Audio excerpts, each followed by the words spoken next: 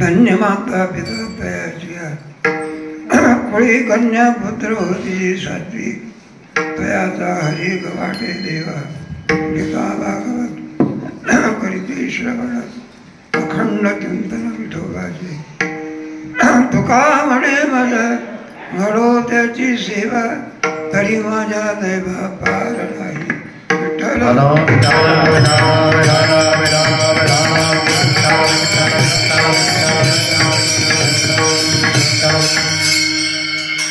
आपली हिताचे जो जागता आपली जी सेवा आहे या सप्ताहामध्ये त्या तुकोबराच्या दरबारामध्ये ही सेवा आहे. जेव्हा तुकोबर आहे म्हणजे कोण?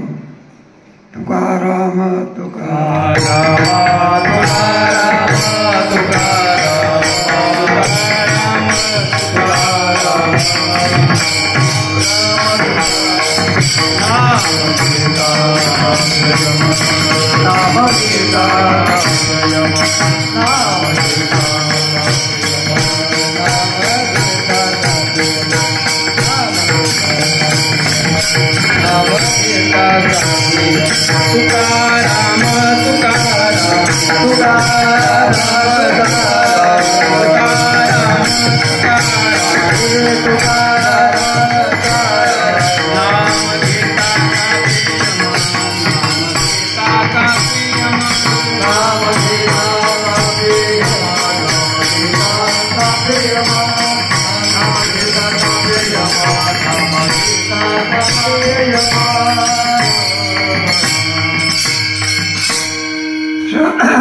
जग ज्याला भीत असेल असा यम तो कोणाला भीतो तुकोबराला.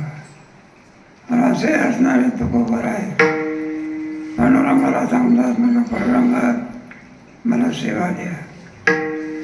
तुकोबराला विचारलं तुम्हाला सेवा कोणाची पाहिजे. तुका म्हणे मला घडो त्याची सेवा तरी माझ्या दैव फार नाही. पण तुकोबरानं विचारलं म्हणलं तुम्ही सेवा कोणाची मागता. तुमचा केवढा मोठा अधिकार सगळं जग उद्धरण्याची शक्ती तुमच्यामध्ये आहे. यम सुद्धा घाबरतो. असे असणारे परमात्मा तुम्हाला नेण्याकरता प्राणकाली देवे विमान पाठविले. कळीच्या काळ प्राणकाली देवे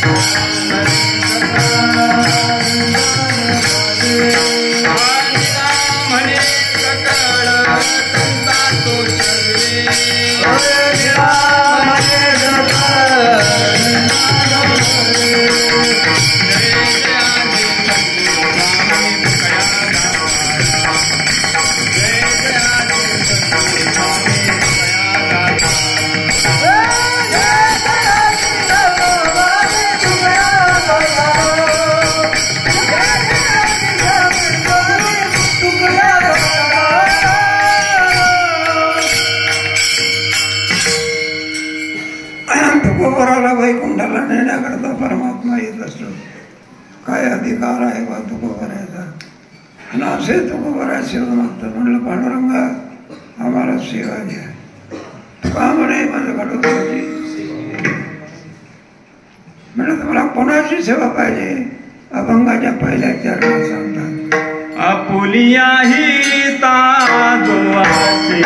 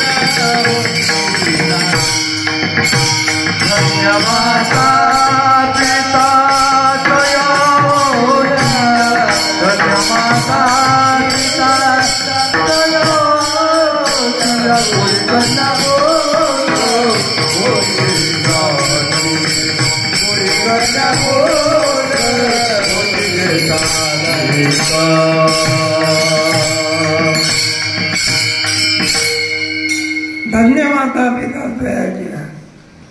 देवा असा जो मुलगा असतो त्यांचे आई वडील म्हणून आमच्या तुकोबर आहे. म्हणलं मुलाचं काय वर्णन करून सांगावं.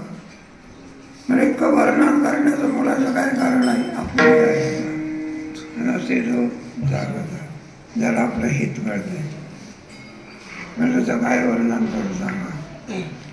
असं ना मुलाला आपलं लहानपणापासून काय कळायला पाहिजे. हित कळायला पाहिजे. किती संकट आली प्रल्हादा घडते तर हित म्हणजे हित. जेव्हा असा प्रकार आहे त्याच्यामध्ये तेव्हा प्रल्हाद म्हणा ध्रुव बाळ म्हणा यांना शिकवावं लागलं काही हित घेऊनच आले. विठ्ठल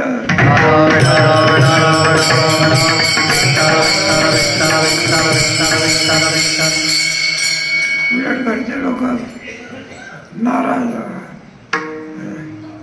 काही हित त्यांना कळत होतं. देवाचं नाव घेऊ नका असं हिरण्यकश्यप सांगतो. आमचा प्रल्हाद म्हणत असतो, म्हणलं ते आहे बाबाला, म्हणलं तेवढं सोडून सांगा. आमचं खरं हित जर कशाला असेल भगवंताची चिंता आहे. तुम्ही सगळा इतिहास तुम्हाला माहिती आहे प्रल्हादाचा. किती संकट येतात. बरं कोणाकडून येतात? वडिलाकडूनच येत असतात संकट. नाही तरी पण हित माहिती असल्यामुळे देवाच्या नावाचा विसर पडू देत नाही. एवढंच नव्हे, तो हिरण्यकश्यप म्हणत असतो, म्हणलं हे कारट देवाचं नाव घेतल्याशिवाय राहत नाही. मग कुटुंबाला सांगतो, म्हणलं हे पायाला विष देऊन मारून टाक. कोणाला? कोणाला सांगतो? त्याच्या आईला. आता यजमानाची आज्ञा पाळली पाहिजे. संकटात पडली बघा, इकडे पाहावं हिरण्यकश्यपाची आज्ञा आहे आणि इकडे विष कोणाला द्यायला सांगतात मुलाला. मग तो आज्ञा म्हणजे आज्ञा. मध्ये कयादू असते ती, आणि ते कयादू काय करते, मग प्रल्हादाला बोलावते, मांडीवर बसवते. म्हणला वाढ माझा ऐकतो का तो? म्हणलं आई तुझं नाही ऐकायचं, कोणाचं ऐकायचं? ऐका मुलाने आईचं नाही बापाचं नाही ऐकायचं, ऐकायचं तरी कोणाचं गोष्ट. म्हणलं हे बा तुझ्या वडिलाची अशी आज्ञा आहे. म्हणलं काय आहे?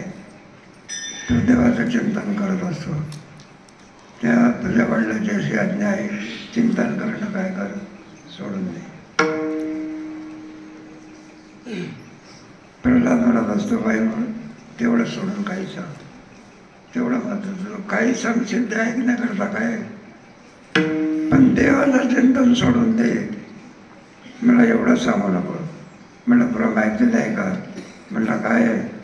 तू जर चिंतन सोडणार नाही तर का? म्हणलं विष आणलेलं विष का प्याला? म्हणलं दादा तुला विष घ्या. प्रल्हादाने काय सांगितलं? म्हणलं विषाचा प्याला जरी दिला तरी विकेल, पण चिंतन सोडणार नाही. विठ्ठल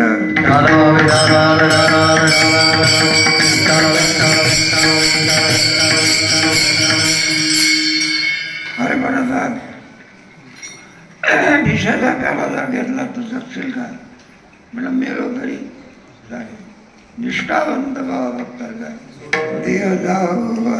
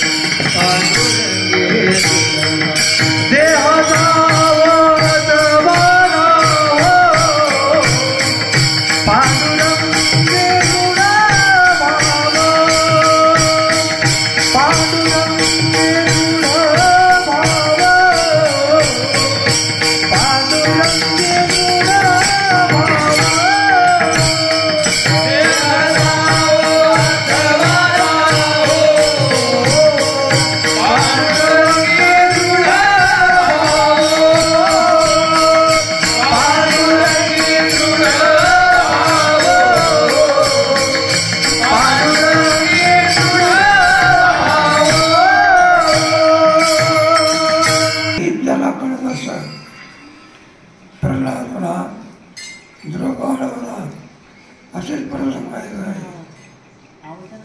तेव्हा ओम नमो भगवते वासुदेवाय हा मंत्र नारदाने कोणाला सांगितलं?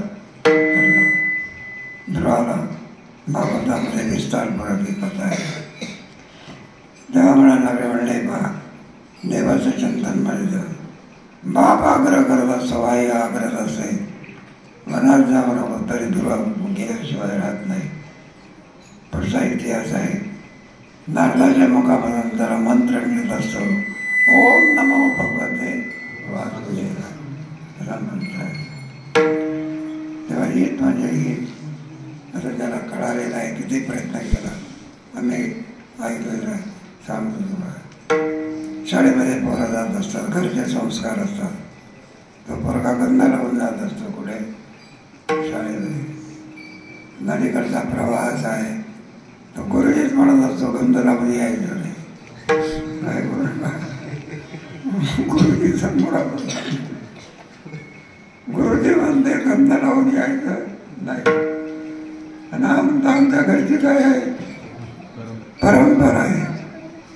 म्हणलं जमणार नाही, पुसून टाकायचं.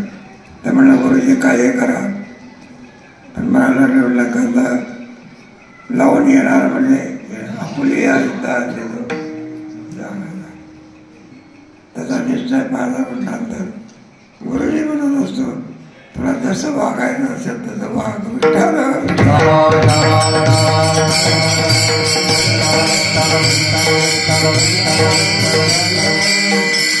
कळून चकला वारकऱ्याचं भूषण आहे. भारतीय संस्कृतामध्ये भूषण जर कोणतं असेल असं आहे ना, तेव्हा गोपीचंद्र माळ, गोपीचंद्र हृदय कळवळा माळ गळ्यामध्ये तात्पर्य कशाचं बोलतायचं.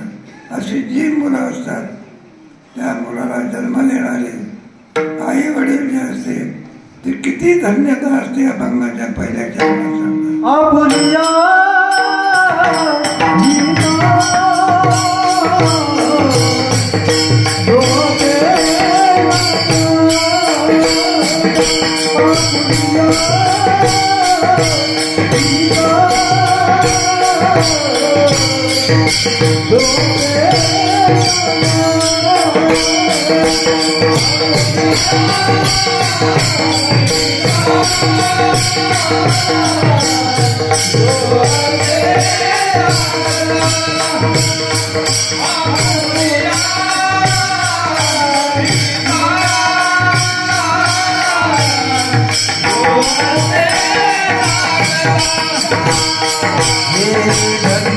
माता पिता दयाची,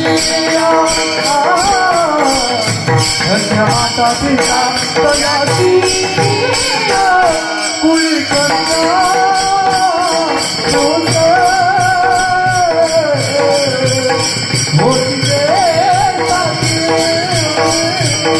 कुळी कन्या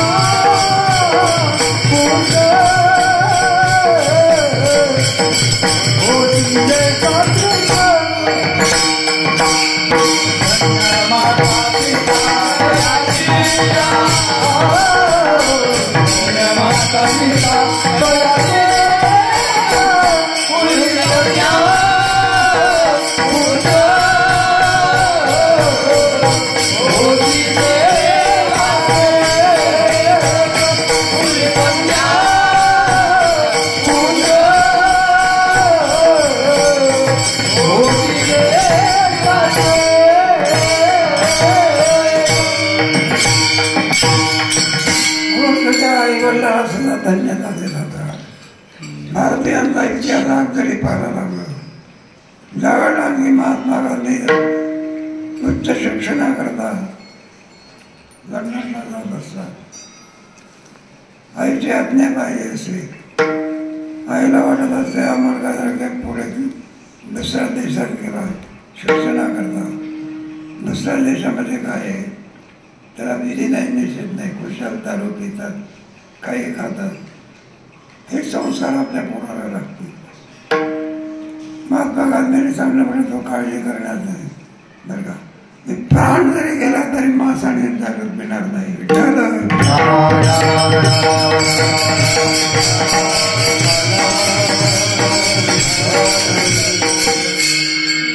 धन्य माता पिता. म्हणून महात्मा गांधीची कृती काय पाहिजे सांगितलं की किती जरी प्रयत्न झाला तरी मी काय करणार नाही, मांसभक्षण करणार नाही, ते विचार नाही. त्यांच्या आई वडिलाचं केवढं केलं. धन्य माता पिता तयारी आहे. आपल्या भारताला स्वातंत्र्य मिळून दिलं. अंतःकरणामध्ये सद्भाव फुली आहे का जागता धन्य माता पिता दया अशी जी प्रजा ज्या आई वडिलावरती संस्कार ज्यांनी केलेले आहे त्यांचे आई वडील वगैरे किती नवे लोकांना आवडेल यात काय विशेष नाही. आई वडिलाला आवडेल तो काय विशेष आहे यात काय मोठा विशेष नाही. देवाला सुद्धा आवडत असतो अभंगाच्या दुसऱ्याच्याकडे कोणी कन्या पुत्र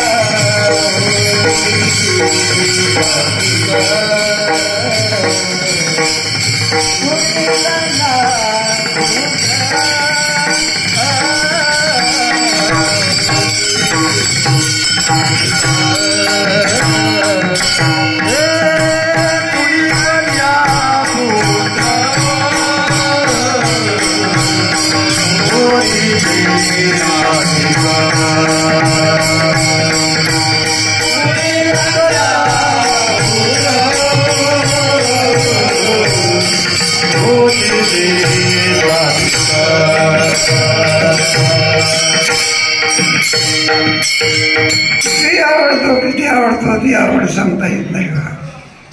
ज्यावेळेला हिरण्यकश्यप ते सगळं 11 लोक पाहिल्यानंतर घाबरून गेले लोक. म्हणलं आता काय पुढे परिणाम होणार आहे कोणाच माहिती. तेव्हा शांत करण्याकरता म्हणलं प्रल्हादामुळे शांत म्हणून त्या अवतारामध्ये आणि प्रल्हादाला समोर आणलं बघा. त्यांच्या आई वडील घेऊन आहेत प्रल्हादाला.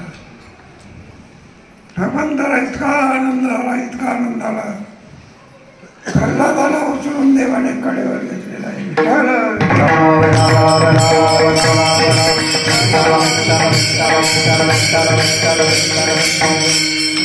घेतला कडे आता कडेवर घेतला. हरी किती आवडत होते. बाकीचे सगळे घाबरून घेत होते. काय होईल काय होईल काय नाही. शांत करण्याची शक्ती या भगवत भक्तामध्ये असतात. म्हणून ते तुकोबराम ते त्यांची आमची सेवा करा. पुन्हा असे जे भगवत भक्त असतात ते कशाचं वाचन करतात कशाचं चिंतन करतात. अभंगाच्या तिसऱ्या गीता भागवत गीता भागवत गीता भागवत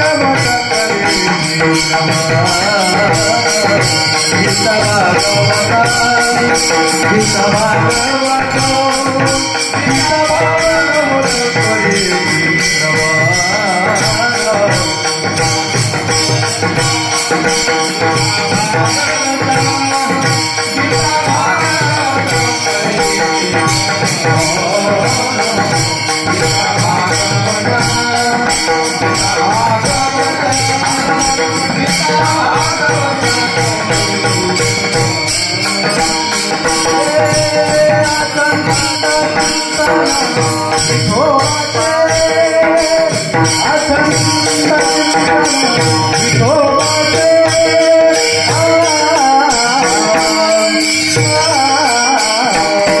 कोळी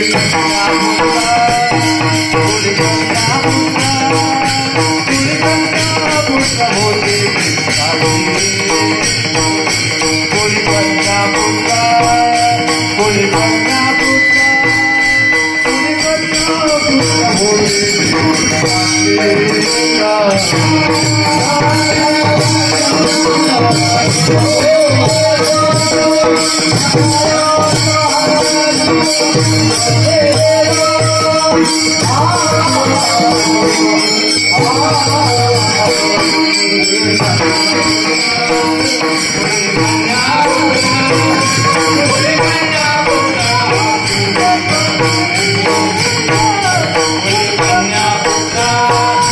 कोणी कन्या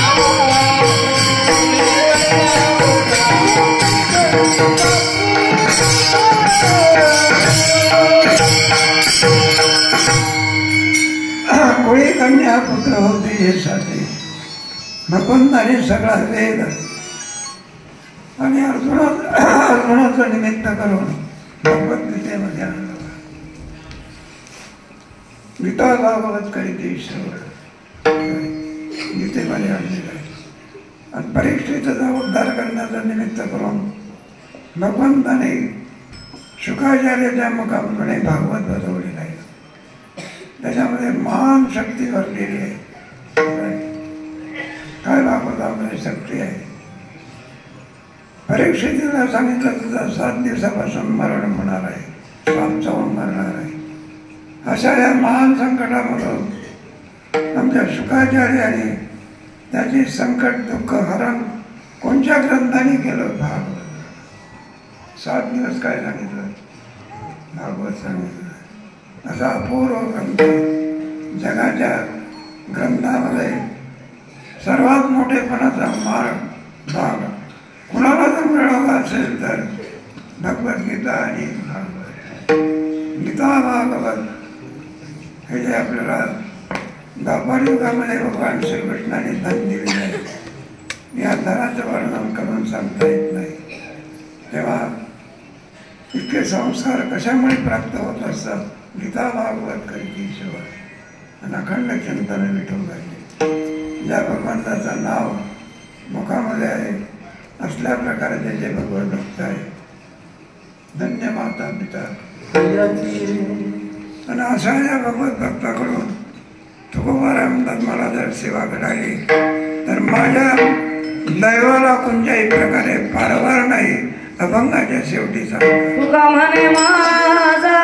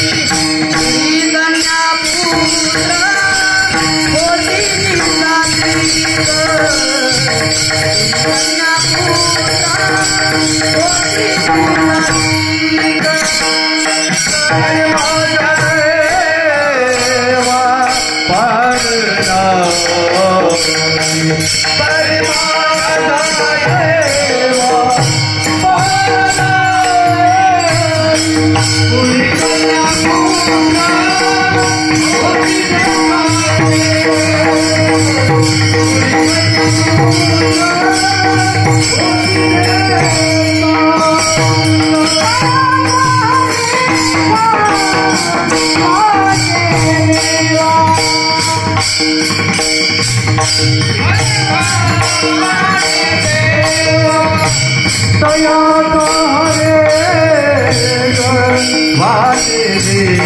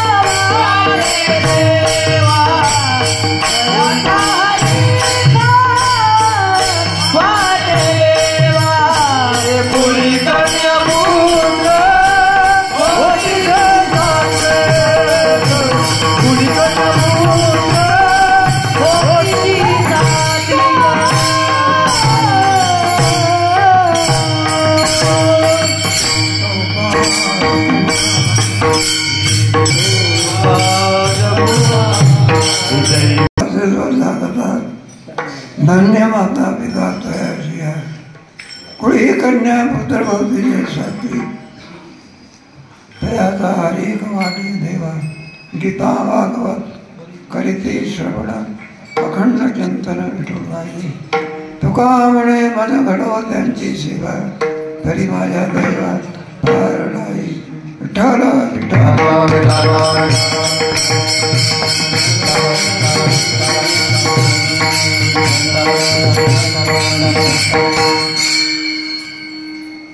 आपुलिया हिता असे जो जागता तेव्हा हित कशाला म्हणतात जर ज्ञान असं वाटत असतं तेव्हा भगवंताने आपल्याला जो काही निर्दय दिलेला आहे त्याची सफलता कशामध्ये आहे मिळू नये पण तुम्हाला आम्हाला निर्दय मिळालेला आहे तेव्हा त्या निर्दयाची सफलता होण्याकरता कोणते जे काही एखादा शेतकरी असतो धान्य पेरत असतो काही संत्र्याचा बाग लावतो द्राक्षाचा मळा लावत असतो हे सर्व जरी करत असला तरी पण कशा करता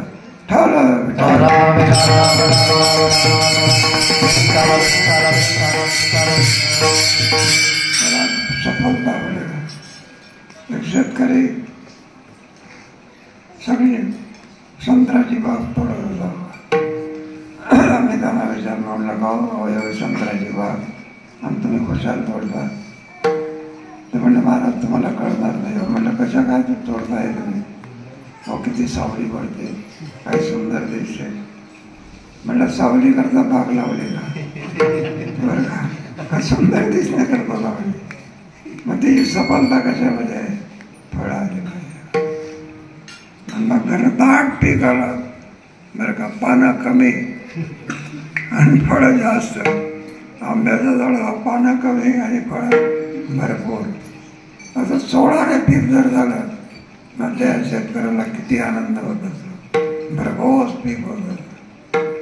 अलीकडे शेतकरी आजच्या याच्यामध्ये ज्याच्यामध्ये राष्ट्र अवलंबून आहे तो शेतकरी आज गरीब आहे. विठ्ठल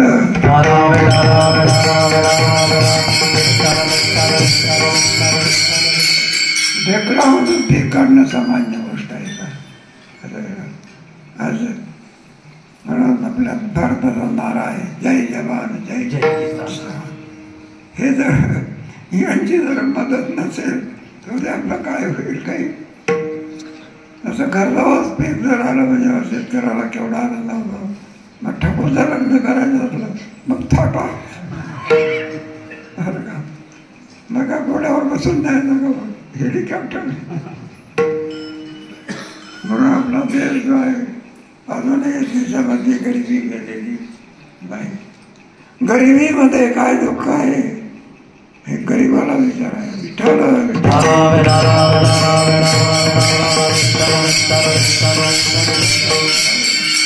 तेव्हा हिताचे दोन प्रकार पडत असतात. एक पारमार्थिक हित आणि व्यावहारिक हित. व्यावहारिक हित कशामध्ये आई वडील शिकवतात. मुलाची काळजी असेल तर आपल्या मुलाचं हित झालं पाहिजे. पण ते गीत कोणतं? व्यावहारिक. व्यावहारिक सुद्धा हित आहे. घर सांभाळलं पाहिजे जेणेकरून लोकांच्या कीर्तीमध्ये वाहवा काय झाली पाहिजे. शांतीरूपे नव्हे कोणाचा वाढी वाढावी महत्व. आपल्या गावाची कीर्ती, आपल्या आईवडिलाची कीर्ती, समाजाची कीर्ती ज्याच्या योगाने वाढलं जाईल. धन्य माता पिता कन्या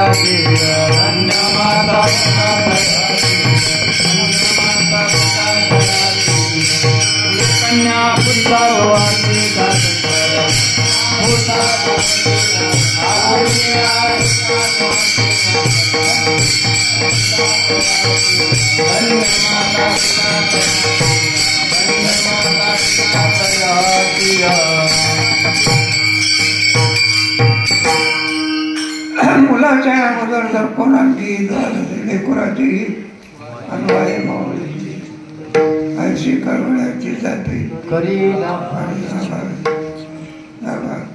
लहान मुलाचं त्याला काय करत असतं का?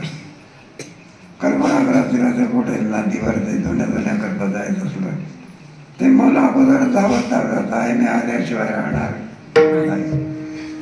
आई सांगत असते नदी लांब आहे उंता पोंदराडी आहे येऊ नको तरी गिरे बाळ म्हणतो. आईच्याच पुढे धावतो. मला काय करायचं? मग ते धुण्याचं भांडणं असतं कडेवर असतं. हा मुलगा जर ऐकत नाही म्हणून उंता पोंदराडी आहे. मुलगा चालतो तोपर्यंत चालतो बरं आणि पुढे हळूहळू चालतो. आईचं चालणं जोरात आहे मुलाचं चालणं हळूहळू आहे. जोरात चाललं ते बाळकाचे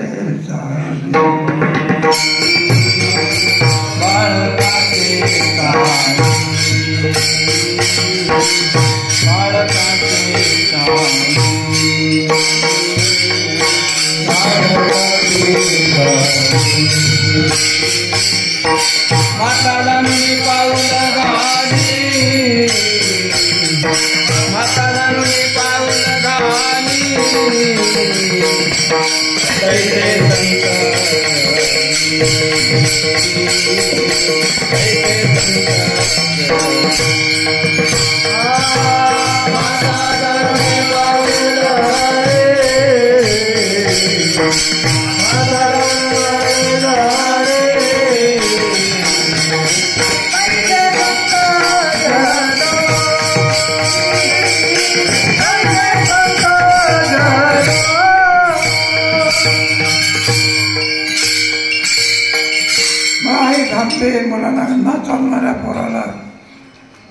त्याची पाटी असते दुनियाची ती वर्गाची बघायची आम्हाला कडेवर घेत असते भागली यामध्ये भाग तुला कडे वरून ऊन तापून आलेला आहे मुलाला ऊन लागेल म्हणून काय करते आपल्या डोक्यावरचा डोकड्याचा पदार पोरावर काढते ऐशी कळवळ्याची करीला लेपुराची अशा प्रकारे आपल्या मुलाचं हित व्हावं आई वडिलाला आणि काळजी असते पण हे झालं संसारिक हित व्हावं एवढ्यावरच संत जर असतात मग संसारिक हित आई वडिलाकडून प्राप्त होत असते आणि पारमार्थिक हित संताकडून मिळते विठ्ठल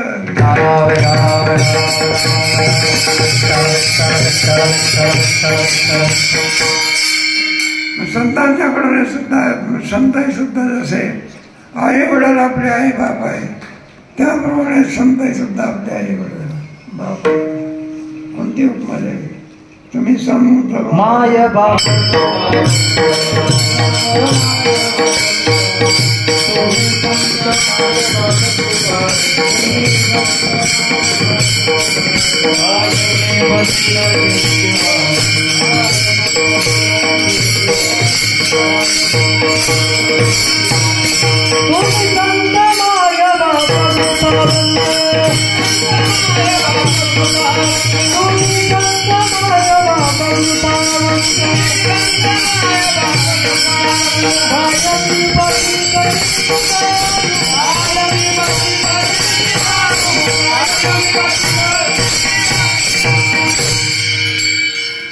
त्याप्रमाणे जगद्गुरु तुकोबा महाराज नामदेव महाराज नाथ महाराज जवळ महाराज ही सगळी मंडळी म्हणजे त्यांना आई बापाची उपमा जरी दिली तरी कमी पडेल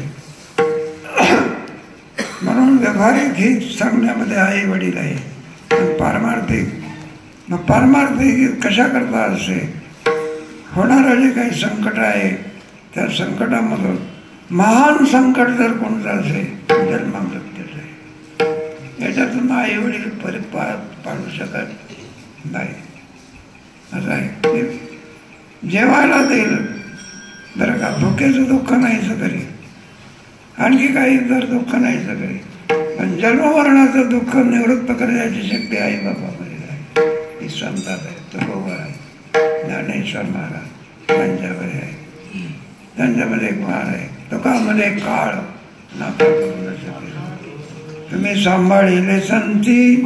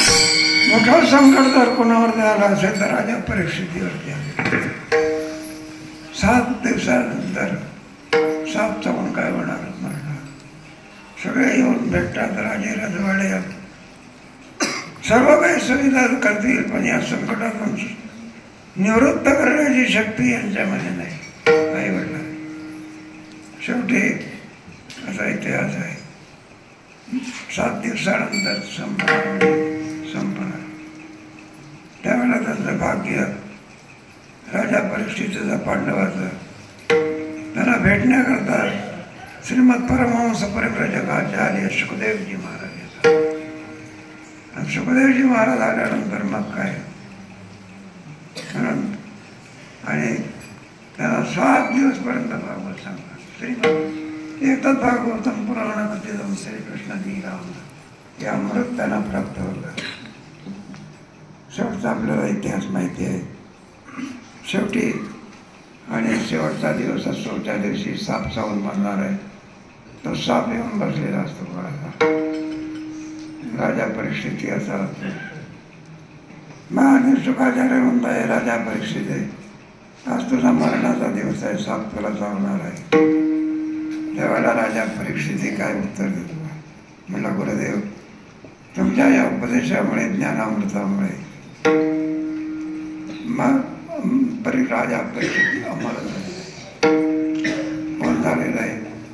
मरण माझे मरुणे गेले,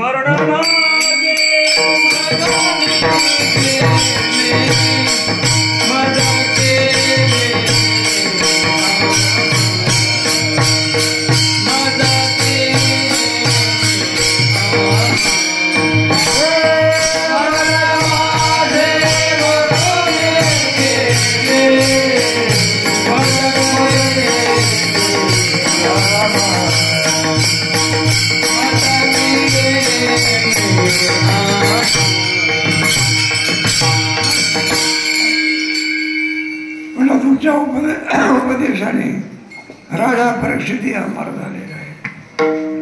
म्हणत साप काय येत नाही, अंकाचा आवाज येत नाही. मग ब्राह्मणाची वाणी काय होऊ द्यावी, खरी होऊ द्यावी.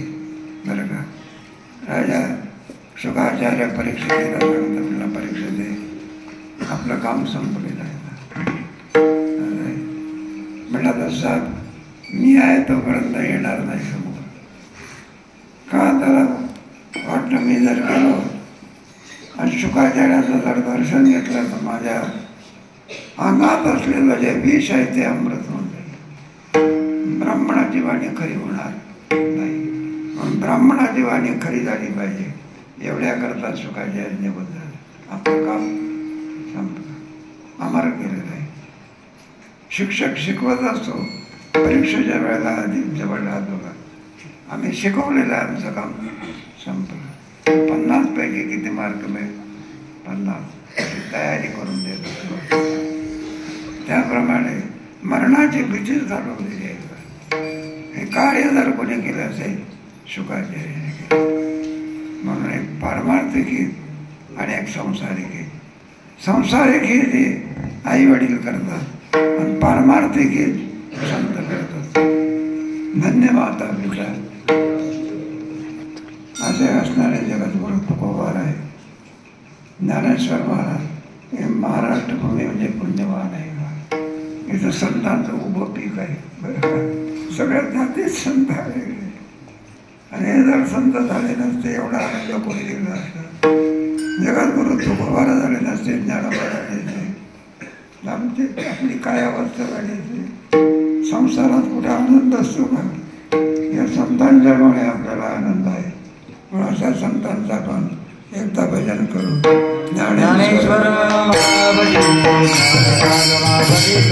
म्हणून आपल्याकडे कोणती सेवा होत असते, मग त्याने जे काही आपल्याला ग्रंथ दिलेले आहे तुकोबाराने सगळा वेद मराठी भाषेमध्ये आणि मग त्याला तुकोबाराचा गाथा लिहिलेला आहे.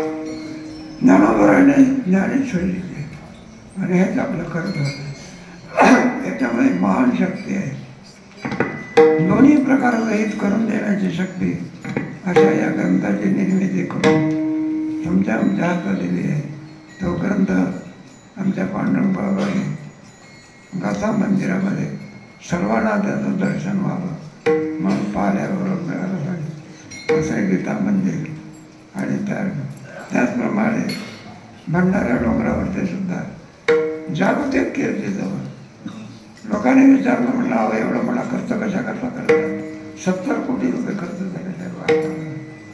एवढा खर्च कशा करता करता.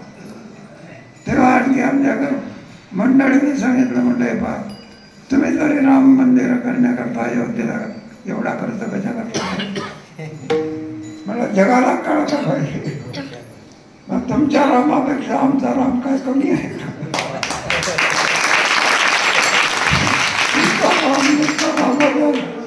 आमचा राम म्हणजे तुकाराम आहे. असं तुकारामाचं मंदिर त्याच्यामध्ये झालेली सेवा तुकोबाराच्या चरणी अर्पण करून आपण सेवेला पूर्ण विराम. तुकाराम तुकाराम तुकाराम हरि तुकाराम तुकाराम तुकाराम तुकाराम तुकाराम